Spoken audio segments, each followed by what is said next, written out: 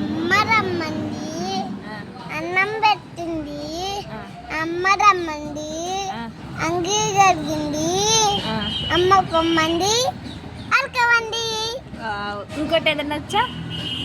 చిట్టికమ్మ చిట్టికమ్మ అమ్మ కొట్టిందా, తోటకెళ్ళినావా, పండు తెచ్చావా, గుట్లో పెట్టావా, గుడుక్కు వింగావా, గుట్లో పెట్టావా, గుడుక్కు వింగావా. సూపర్.